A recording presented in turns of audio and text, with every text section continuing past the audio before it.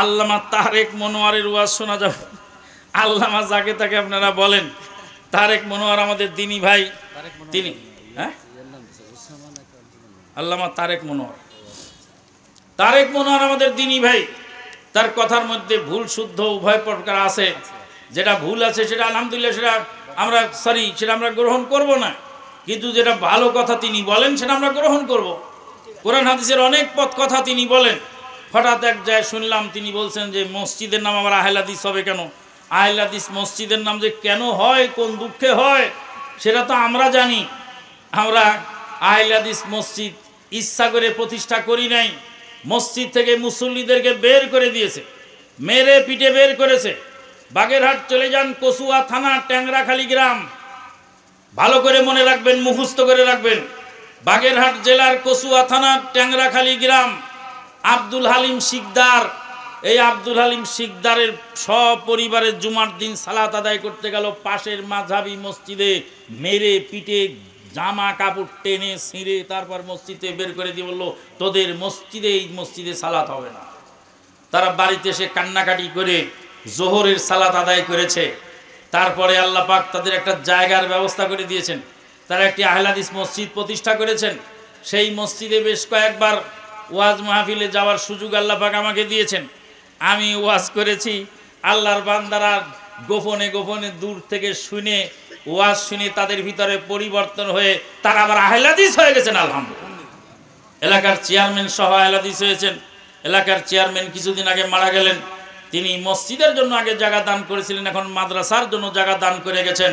চেয়ারম্যানের ছেলে এখন সহযোগিতা করছে। তা আমরা তো মসজিদ আগে আহলে হাদিস মসজিদ করতে যাইনি। যখন আমাদেরকে মসজিদে বের করে দেয়, সালাত আদায় করতে দেয় না, জোরে আমিন বলার অপরাধে পাবনার এডওয়ার্ড কলেজের ছাত্র, ব্রিলিয়ান্ট ছাত্র, নাম তার ডাক্তার ইকবাল বিন জিন্না, তাকে লাঠি দিয়ে পিটিয়ে মসজিদের মধ্যে বেহুশ করে ফেলে দিল সির্ফ জোরে আমিনের অপরাধে। সম্মানিত উপস্থিতি, এইগুলি তারা করতেছে আর তারা মসজিদ থেকে বের করে দিচ্ছে। অনেক কথা বলছে। বড় বড় একজন পীর সাহেব বলছে যে কেউ জোরে আমিন বলে তাকে ঠেসে ধরবা। আর একজন বলছে এই কই পাইছস, তাকে খারাপ কই পাইছস। আর এক পাগলা বলতেছে কিশোরগঞ্জের মাটিতে আহলে হাদিসের আস্তানা হবে না। আল্লাহর ফজল ও করমে আহলে হাদিস দিনে দিনে বাড়ছে। যখন এই সমস্ত বাজে কথা বলে, আমাদের বক্তৃতা কাটিং করে আমাদেরকে অপমান অপদস্থ করার চেষ্টা করে, কিন্তু আল্লাহর বান্দারা সঠিকটা বুঝে যায়, সঠিক কথা পেয়ে যায় আলহামদুলিল্লাহ। আমির হামজার বক্তব্য শোনা যাবে কিনা? আমির হামজা তো ওরকমই একই কথা, এর ভিতরে কিছু ভালো মন্দ আছে। অনেক সময় ভালো কথা বলে, আবার অনেক সময় উল্টা পাল্টা বকে। আল্লাহ পাক তাকে সঠিক কথা বলার তৌফিক দান করুন। সম্প্রতি একজন আলেম চুল কালার করে টিকটকার হয়েছে। এমনটি করলে পরিণতি কি হবে? আল্লাহ পাক হেদায়েত করুন এই সমস্ত আলেমদেরকে। আজকাল টিকটকারের সংখ্যা বেড়ে গেছে। অনেক আলেম আসছে, তারা লিপস্টিক মেরে মেয়েলি কণ্ঠে ওয়াজ করে এমনভাবে অঙ্গ কি বলে ভঙ্গি করে থাকে, তাতে মনে হয় এটা একটা প্রতিবন্ধী ছাড়া কিছু নয়। আল্লাহ পাক তাদের হেদায়েত করুন, আল্লাহুম্মা আমিন। ব্রাদার রাহুলের সাথে আলী হাসান উসামা তারাবি নিয়ে যে ডিবেট হয়েছে, এ ব্যাপারে আপনার মন্তব্য কি? মন্তব্য গোটা বিশ্বের লক্ষ লক্ষ জনতা দেখেছে। যার দলিল নেই সে দিবে কোত্থেকে? দলিল তো নাই। 20 রাকাত তারাবির দলিল যতটি আছে সব ভুয়া।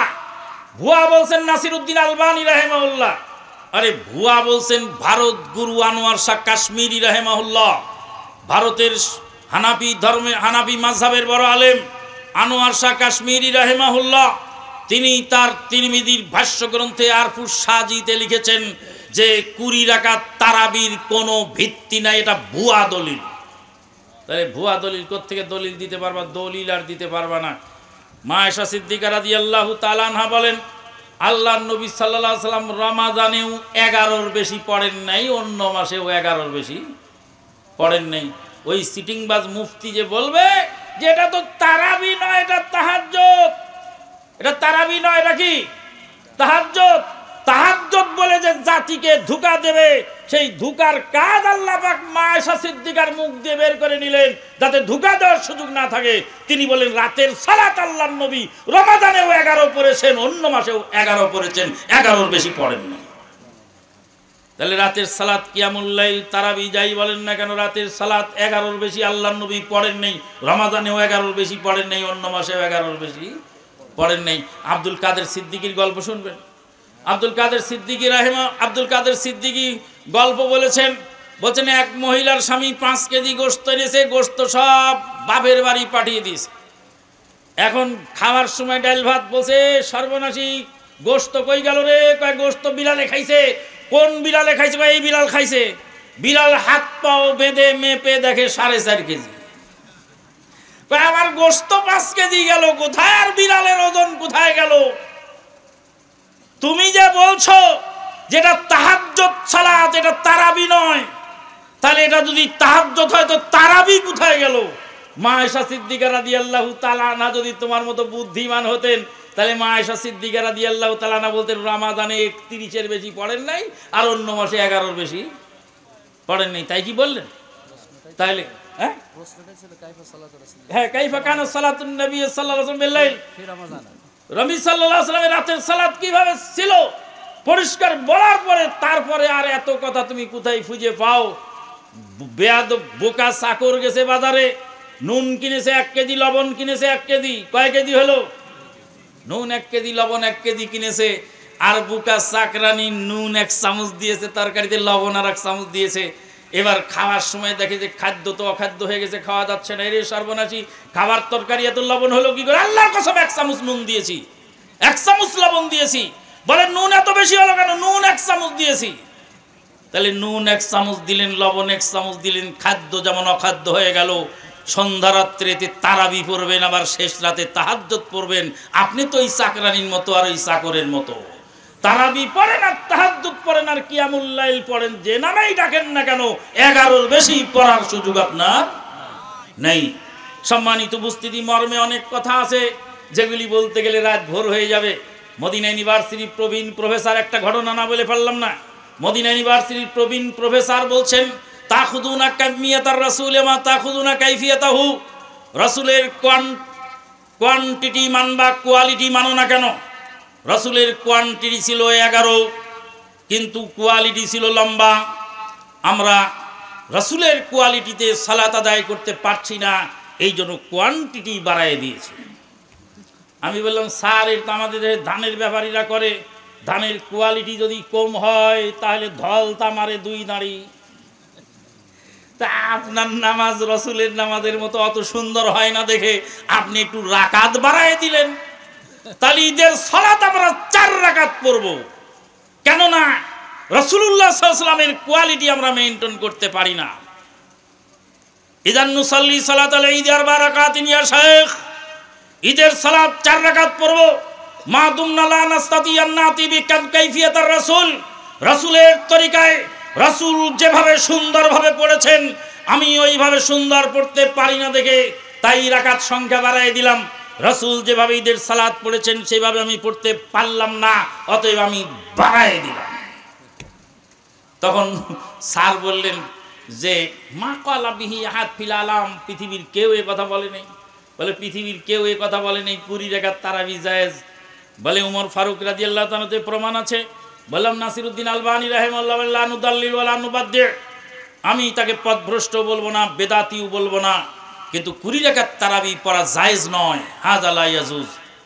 ওয়া আম্মা মা ইউরানি উমর ইবনে খাত্তাব থেকে যা বর্ণনা আছে ফালা আসলাহু, তার কোনো ভিত্তি নেই।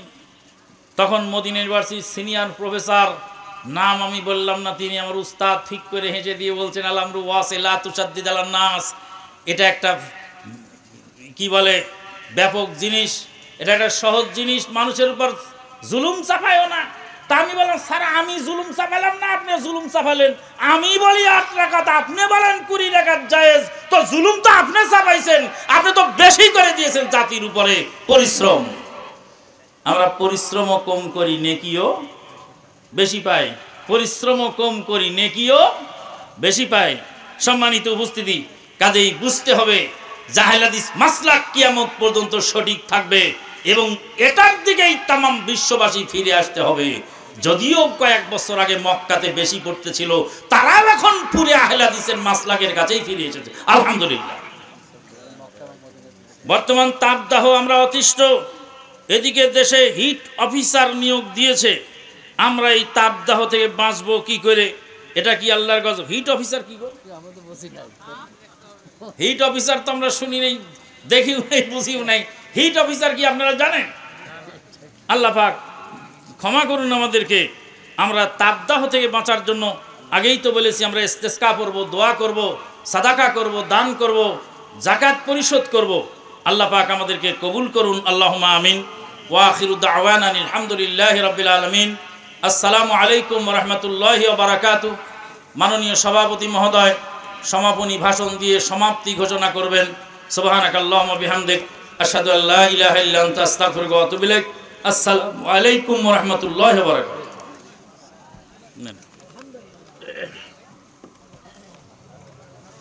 আসসালামু আলাইকুম ওয়া রাহমাতুল্লাহ। ধন্যবাদ ভাইকে, গুরুত্বপূর্ণ আলোচনা করেছেন। এই আলোচনা যাতে আমাদের সবার চলার পথের পাথে হয়ে যায়, আল্লাহ রাব্বুল আলামিন আমাদের সবাই